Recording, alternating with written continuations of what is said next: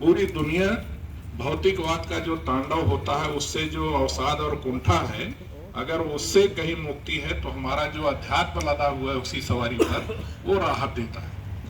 अब हमारी भी विरासत, हम जैसे भी आपने चर्चा की है, कम से कम आप अपने अतीत को याद तो करिए।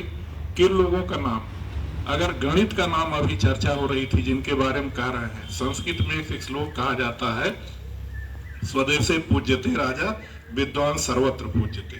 राजा की पूजा तो उस देश के लोग करते हैं, बाहर का आदमी दुश्मन भी मान सकता है, मित्र भी मान सकता है, लेकिन विद्वान की पूजा पूरी धरती करती है। ग्रीक दार्शनिकों की, प्लेटो हो, अरस्तु हो, उन सबको हम अपना ऋषि मुनि मानते हैं, क्योंकि ज्ञान की तपस्या आप यूनान में बैठ करें कि हिमालय में करें कि प्रतापगढ़ में करें, धरती का बंटवारा हमने कर रखा है।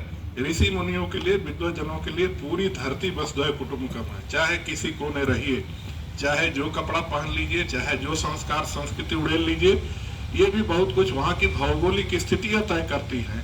हम एक कपड़ा पहन के बड़े आराम से हैं, हिमालय वाला वही ठिठुर के मर जाएगा। तो देश काल के हिसाब से वहाँ का लोकाचार, संस्कृत और संस्कृत का मूल तत्व जो दार्शनिक और आध्यात्मिक, उसका जो ठठरी है, स्ट्रक्चर है, वो जब मजबूत रहता है तो उसको चाहे जितना हिलाइए डुलाइए, उखड़ता नहीं। ये जिनके संदर्भ में हम बात कर रहे हैं, 1400 में ब्रूनो को ईसाइयों ने जला दिया। ब्रूनो पहला व्यक्ति था जिसने कहा कि ये पृथ्वी केंद्र नहीं है, सूर्य केंद्र है। तो ये बाइबल के अगेंस्ट थी। तो पादरी लोग सब भड़क गए, ये तो काफिर है जो आज सुनते हैं फतवा वाला। उस समय ईसाई धर्म में भी बहुत ज्यादा दकियानूसी थी, बहुत ज्यादा संकीर्णता थी। तो ब्रूनो को जिंदा जला दिया। फिर गैलीलियो आए।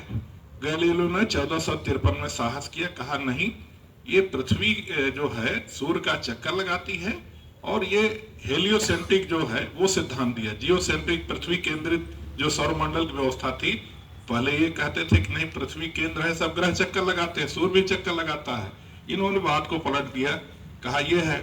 अब उनको भी पादरियों का अल्टीमेटम मिल गया।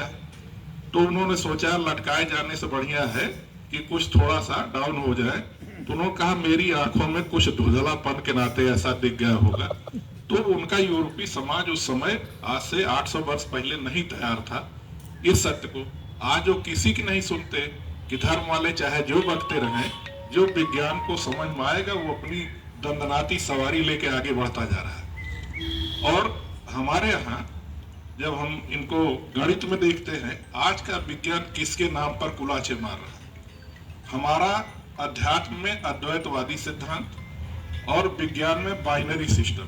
जो गणित जानते हैं, 2 अंक 0 1। सारा जो भौतिक विज्ञान है, चाहे बिजनेस साम्राज्य है, आपके स्कूल के हाजिरी भरी जा रही है, स्कूलों का हो रहा है, ऐप हो रहा है, सारा का सारा खेल, नाच गान से लेकर व्यवसाय तक सर्वव्यापी है 0 और 1।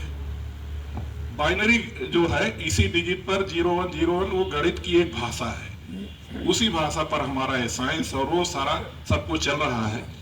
और हमें गर्व भी होना चाहिए कि हमारे ही वंशज जो हैं, उनका नाम, पहला हमारा सैटेलाइट जो है वो आर्यभट्ट के नाम पर है। हम आसमान में अभी हमने जो मंगलयान भेजा है, ये तो हमारी विरासत है। पाई का मान 3.1416 उन्होंने निकाल दिया, लिख दिया। अब आपसे 2000 वर्ष पहले लिख के बैठे हैं, और वो मूर्ख हमें बताते रहे कि हिंदू सपेरों का देश है, इनको ज्ञान विज्ञान आता नहीं। एक यहाँ वारेन हेस्टिंग्स कहता था, जो हमारी एक अलमारी में जितनी किताब है वो इनके पूरे ज्ञान विज्ञान से भारी है। भारी है तो आपने संस्कृत विद्यालयों का नाश क्यों कहा? 1835 के